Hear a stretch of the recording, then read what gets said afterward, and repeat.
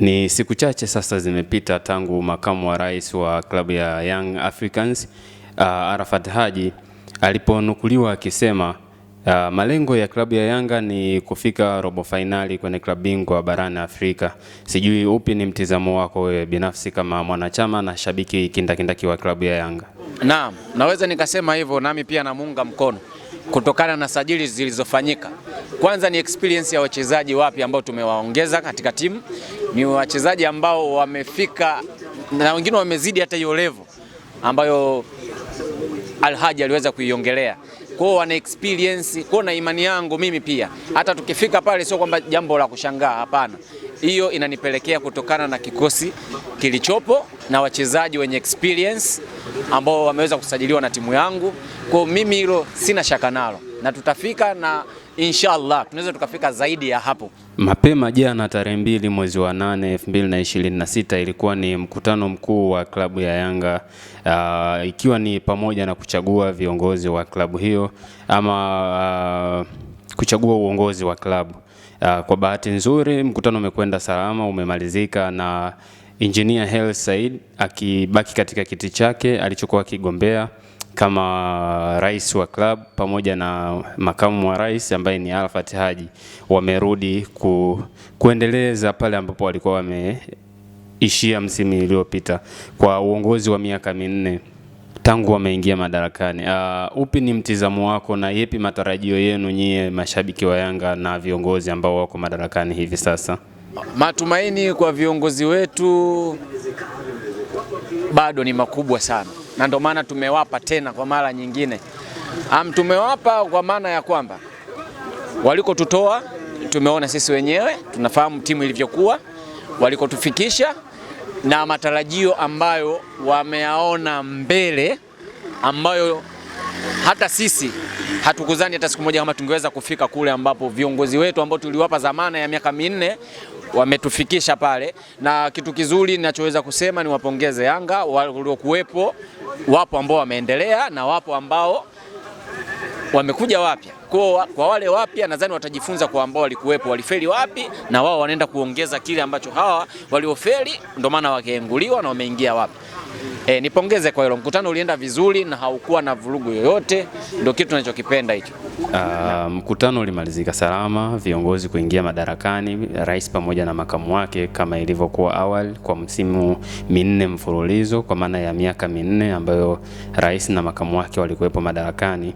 Nikizungumzia hapa Hersi Said pamoja na Arafat Haji. Sasa wajumbe wa bodi ya klabu ya Yanga wamepatikana 5 kwa uchaguzi ule ambao umefanyika jana tarehe 2 mwezi wa 8 2026. Rais anayo nafasi ama mamlaka ya kuteua wajumbe wa bodi ya wakurugenzi ama wadhamini ama wawekezaji ndani ya klabu ya Yanga, nafasi 2. Kwa mtizamo wako wewe kama Clement, shabiki wa klabu ya Young Africans, unapewa nafasi moja ama unapewa nafasi ya kupendekeza kiongozi gani aweze kuteuliwa na mheshimiwa rais wa klabu yako? Matamanio yako ama mtizamo wako ama mawazo yako, ungependekeza jina la kiongozi gani aweze kuteuliwa na rais na kuwa mjumbe wa bodi ya wakurugenzi pamoja na mjumbe wa bodi ya klabu ya Yanga? Naam, kwa nafasi ya kusema kupendekeza kwa wajumbe, rais wangu Engineer Hersi angesema ampendekeze nani?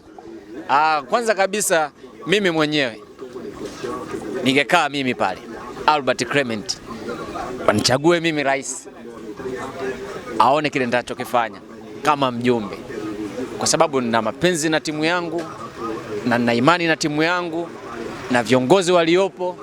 Basi hata mimi naweza nikafaa, maana Yanga yoyote pale anaweza kawa kiongozi na mambo yakaenda vizuri tu. Sawa, umepewa nafasi ya kupendekeza majina ya rais amteue nani kuwa mjumbe wa bodi ndani ya klabu ya Young Africans, na kwa bahati nzuri umejipendekeza wewe mwenyewe ili uende ukasongeshe gurudumu la klabu ya Young Africans. Na kwa ilivyo rais wa klabu ya Yanga alivyomsikivu, na wenyewe mashabiki wa Yanga mnamuita rais wa Masela, akakupendekeza kama ambavyo umetamani iwe. Je, ni jambo gani unakwenda kulifanya kwa ubora zaidi ili rais asijutie kwa nini alikuteua wewe kuliko mtu mwingine labda ambaye angeweza kufanya majukumu hayo ambayo wewe umechaguliwa kwa ajili ya kuyatekeleza? Kuwa bora zaidi.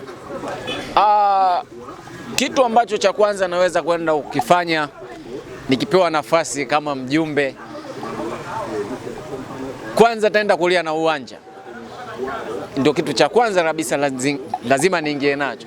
Nilie na uwanja ambao umalizike kwa wakati, ili angalau na sisi sasa tuwe tunasema unatokea kwangu. So unajua hata nyumba za kupanga na zenyewe zina masharti yake. Ile ukiwa unatokea kwako mambo yatakuwa mazuri. Hicho ndio kitu cha kwanza ambacho mimi naweza nikiingia pale ndio naweza nikalia nacho. Basi uwanja uweze kuisha kwa wakati. Basi na sisi tuwe na sehemu yetu ambayo tunasema hapa tunatokea nyumbani. Naam.